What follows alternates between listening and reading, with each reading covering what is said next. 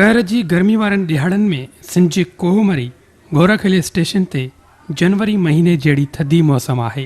मुल्क तोड़े सिंध जे मुख़्तलिफ़ शहरनि मां केतिरा ई माण्हू गोरख घुमण लाइ अचनि था, पर बदकिस्मतीअ सां सहूलियतूं न हुजण सबबि सियाह तोड़े मक़ामी माण्हू केतिरनि ई ॾुखियाईनि खे मुंहुं ॾियनि था। गोरख वेंदड़ रोड तबाह हाल हुजण सां गॾु गोरख ते पाणी ऐं बिजली समेत केतिरा ई मसइला आहिनि जेके हल जा घुरिजाऊं आहिनि, पर लॻियल इख़्तियारनि के जोगा उपाउ वरिता ई न आहिनि। गोरख ते ओचितो हादसे या कंहिं बीमारी वारी सूरताल खे मुंहुं ॾियण लाइ सिहत जूं बि सहूलियतूं मौजूदु न आहिनि। सियाह तोड़े मक़ामी माण्हू बीमारी सबबि इलाज या फर्स्ट एड लाइ वाही पांदी या जोही शहरनि ॾांहुं वञनि था। कुझु ॾींहं अॻु गोरख ते इख़्तियारनि डिस्पेंसरी क़ाइमु करे हिकु डॉक्टर मुक़ररु कयो, पर पघार न मिलण सबबि डॉक्टर अचण बि बंदि कयो त डिस्पेंसरी बि बंदि थी वई, जंहिं सबबि लखें रुपयनि जूं दवाऊं मुदे ख़ारिज थियण लॻियूं। उन हवाले सां मक़ामी माण्हुनि जो चवणु आहे त डॉक्टर न हुजण सबबि दवाऊं ईअं ई पियूं आहिनि। राति वक़्तु को माण्हू बीमार थिए थो त 10,000 जीप जो किरायो भरे वाही पांदी या जोही शहरनि ॾांहुं वञूं था। ही हिकिड़ी क़िस्म जी यूनिक हाइट आहे। इन जे लाइ इंफ्रास्ट्रक्चर जेको आहे सो डेवलप करणु थोरो डिफिकल्ट आहे प्रोविंशियल गवर्नमेंट लाइ, पर अञा ज़रूरत आहे। छाजे करे अगरि पॉलिटिशियन्स पंहिंजा ज़ाती मफ़ाद छॾे हिनखे डेवलप करण जी कोशिशि कनि ऐं अवाम जो सोचनि, उन्हनि खे फैसिलिटेट कनि त पोइ ॾाढो बहितरु रहंदो। हीउ पॉइंट तमामु ज़बरदस्त आहे। ख़र्ची आहे न, ॿिया कुझु बि न आहे। दवाऊं आहिनि पहले दवाऊं पियल आहिनि। मुद्दो आहे, मुद्दो आहे या न आहे, 12 महीना थी विया। उहो अलाह मालूम आहे, तव्हां पाण ॾिसो, अचे डॉक्टर चेक करे ॾिसे, कंहिंखे ख़बर आहे बाबा इहो ख़बरूं। तव्हांखे तकलीफ़ थिए त राति जो काॾे वञो पोइ त साईं वाही आहे, किथे आहे ॿियो? केर बि कोन्हे, को बि न। 12 महीना थी वियो आहे। डॉक्टर साहब विया हेठि, हिते असांजो माण्हू परेशान थियनि था। हे दवाऊं पियनि, मुद्दो ख़तमु थी वियो आहे। हे माण्हू खान त पोइ परेशान वधीक थींदा आहिनि। हा, इहो ॻाल्हि आहे। डॉक्टर अचे कोन त मूं रागी चौकीदार बि असांखे दवा नथो ॾिए। हिनजो हा, हिनजो मुद्दो ई ख़तमु थी वियो आहे। असांखे कहिड़ो ख़बर आहे कहिड़ो आहे कहिड़ो? असां जबल जा माण्हू हिते रहिया पियूं, असांखे त ख़बर ई कोन्हे न। डॉक्टर साहब अचे कोन थो मूं रागी, घणो टाइम थियो आहे। पोइ असां ग़रीब कारे वञूं, छा कयूं? तव्हां असांखे ॿुधायो भला। का बि कान्हे, असां आयासीं घुमण हिते, मूंखे पेट में पियो सूरु।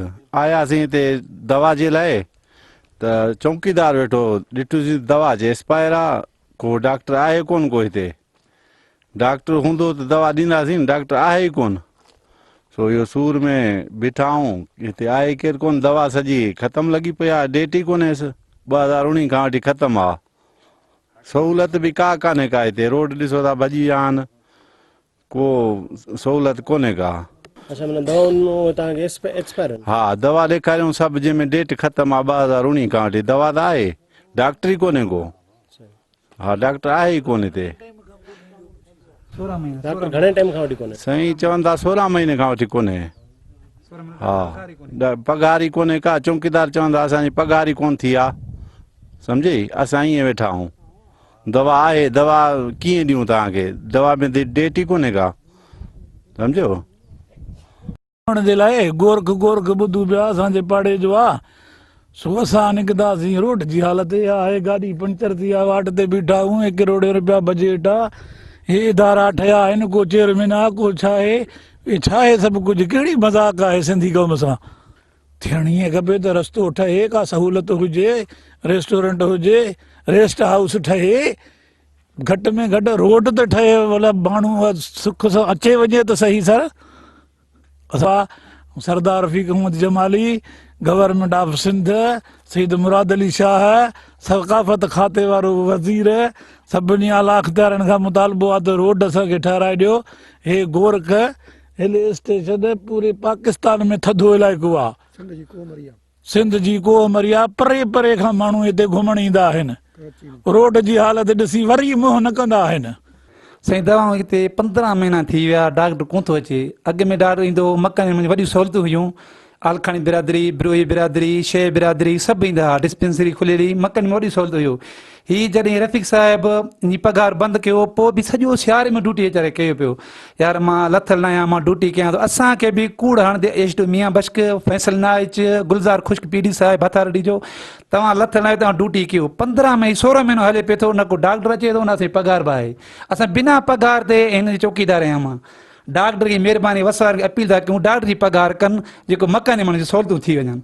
अॼु बि हिकिड़ी मरीज़ आहे वीचारो वाइफ हितां जो बोज़दार बरोच, गाॾी मां कराए ॾिनोमांसि, 8000 रुपया किरायो ॾिनी, जो ई ताणी खणी विया। ऐं दवा उते मिलंदो 1500 जो, किरायो भरींदा 8000 रुपया। एॾो असां मुसीबत आहे साईं। दवाऊं एक्सपायर आहिनि, उन जे हवाले सां माना घणो टाइम खां वठी माण्हुनि खे ॾियो था की साईं कोन था ॾियूं, डॉक्टर कोन्हे, केरु दवा ॾिए, मुंहिंजी ज़िम्मेवारी न आहे। मां चौकीदार डॉक्टर खे वसार अपील था कयूं, डॉक्टर जी पघार कराइनि त मकानी माण्हू जी सहूलियतूं थी वञनि साईं। असांजी पघार पंहिंजी बि कोन्हे को, पर असांजी न हुजे खॾे पे डॉक्टर जी पघार ज़रूरी कराइनि।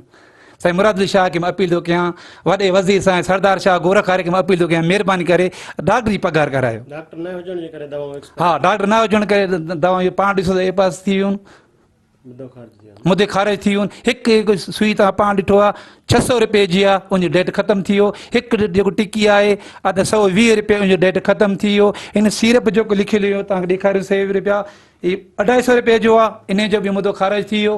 हिते लखे रुपए दवा ख़तमु थी वियूं साईं, बिना डॉक्टर जे करे। जे डॉक्टर हुजे दवा छो ख़तमु थी वञनि हा।